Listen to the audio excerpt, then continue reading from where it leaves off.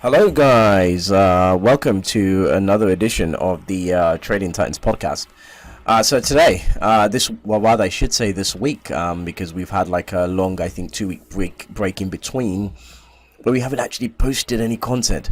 But we're back, right? And I hope you enjoy this next podcast, which is combining Wyckoff. So in this edition, I'm going to be talking about Wyckoffan logic and how we can discover that it's a really good way to filter, especially when we're looking for value. So it doesn't matter if you're trading in the stock market or you're trading anything else. We can use this in line with our time price opportunity and market profile to determine the best areas to get involved in. Now, I know a lot of us come from a candlestick trading background, so we're not necessarily used to trading TPO or market profile, so it's a fairly new phenomenon, so it might take a bit of an adjustment time, but a really great way if you're still very much hooked to candlesticks and you still like the feel and flow of the way that data is represented, then you can actually use Wyckoffan logic to give yourself a grounding or basing to come into market profile or time price opportunity, and that will help you understand how the statistical element of trading also factors into what you do. So I hope you enjoy the podcast, and any questions, guys, don't hesitate to get in touch with me, right? I'm always happy to answer questions, right? So see you on the other side. Okay, guys, so let's look at some of the practical stuff to do with Wyckoff. Now, for those of you who are completely new with Wyckoff, don't fret, right? Because we've got a course on Udemy, which is Wyckoff. So just basically go on Udemy and go just basically Udemy Wyckoff trading with demand and supply, right? Or making profits with demand and supply. So the idea is to get people to understand how Wyckoffan logic actually works, and it's really cool when you get this. It is like so cool because for a very long time, we've been under the belief that markets are somewhat linear; they're not cyclical. Okay, and when you actually go through, it's a short course, as Udemy courses are also quite short, but it's a short, very informative course. And as you go through it, you will be able to see exactly what I mean. And on Udemy as well, we do have time price opportunity on there as well, and we also have Elliott wave principle. So again, all the stuff we're dealing is largely cyclical, and it aids our practice of market profile. Okay, so go on there, check it out, and I'm going to put a link at the bottom, or rather on the description of this video, so you guys know exactly where to go to actually find it. Okay, so there shouldn't be too much searching to do. Udemy can be quite a messy environment, right? But beyond that, enjoy what I'm about to tell you now, and if you got any questions around it, just leave me a message on the YouTube channel, and I shall respond. Okay, so be nice, guys. Or leave me stuff that I can actually respond to, and that will be really nice. All right, and of course, if you're viewing this on the podcast page, then just leave comments, or again, just leave comments on the YouTube page. All right, awesome stuff. So moving on, I'm trying to keep this video actually really brief. But I don't think I'm going to succeed. Lord knows that I try. Okay, anyway, so looking at Wyckoff. Now, one of the key aspects of Wyckoff is to understand that we go through market phases. Okay, so again, the course will jump a lot into this, but we have an accumulation phase, markup phase, a distribution phase, and we also have reaccumulation and redistribution phases, and we have a markdown phase. Right, so I pulled up here dollar Swedish krona, right? Just to show you guys it can be done in practically any asset, right? And we're going to go through this step by step. All right, so we kind of get the picture. Now, one of the first things I normally do when I work with Wyckoff is I kind of want to see where the market's coming from, because markets historically have, remember, markets is like cyclical. Okay, so historically they'll have where they're coming from, and one of the things that you notice is that the dollar SEK had already been in a trend. It was back in a trend in 2008 where the dollar rallied significantly, and we were talking about lows of about 5 krona to the dollar, and we're now showing highs of 9 krona to the dollar. So it's actually quite a big uptrend, right? And then we declined. Obviously, we went through the normal cyclical phases, and we returned back to those lows. Right, so this is where the asset becomes of very keen interest, right? Now notice I'm looking at a weekly chart here, and this will factor in to the way you trade in the shorter time frames. By understanding this particular movement here, you kind of get what will happen in the smaller time frames, right? So this is a longer cycle. So eventually in 2011, it's around about the sovereign debt crisis. By then the dollar declined significantly in value versus the krona, and we were now sitting on those lows again, so roughly about 6 krona to the dollar. Now it's amazing because most traders wouldn't actually have been trading, or possibly back in 2008. And everyone thinks the market begins when they start trading, but that's actually entirely untrue. The market has been going on for a long time. So one thing is not leading to the next here, right? So the reality of the scenario is we're back at those lows and the asset has become interesting. So the more data we have historically, the better it is. So why Wyckoff is such a superior way of looking at the market, right? So now one of the key things we want to kind of ascertain is, all right, what is the volume trading at these prices? And the easiest way to deal with this is to just go back.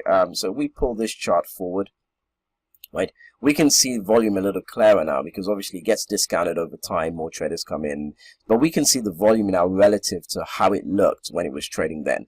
And one of the key points I'm going to mark out here is, first and foremost, is what happened on the way down, right? Now, if you notice, one of the key things that we like to isolate in Wyckoff is the direction of price relative to volume. So here we have a declining volume, right, with a few spikes, which is obviously that excessive supply coming in.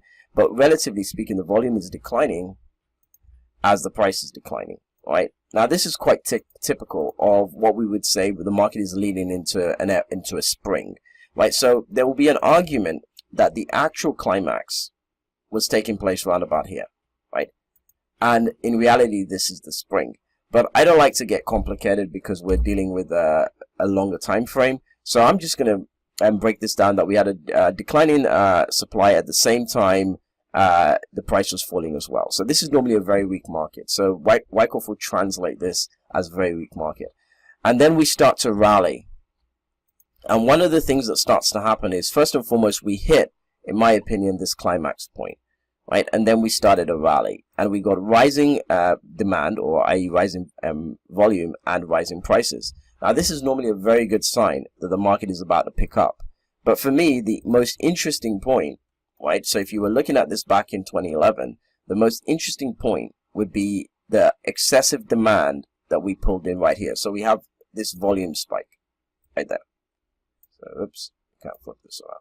Right, so we had this volume spike right here. Now, this is really important. This is a crucial aspect of things, because what's going on here is that the sign of strength, or the buyers, are really getting involved, right? So we can see that here, and it gives us a clue as to what's to come. So the moment we start trading into about 661, it becomes a very interesting buying area, right? So that's the first step, right? Is because we can identify there that there's that sign of strength, right? So that puts us into a very commanding position. So that's the first aspect of what Wyckoff is monitoring. Either you see a spring or you see a massive climax. What I always say is that if you were looking at this historically back in 2010 and you thought that this was the low, then always wait for a spring. And if you don't get a spring, look for that sign of strength, right? So look for that excessive buying demand that tends to creep in. Right, and as you can see, the market didn't just take off immediately. We traded up to about 7, and then we backed back down again. So we retested those lows again.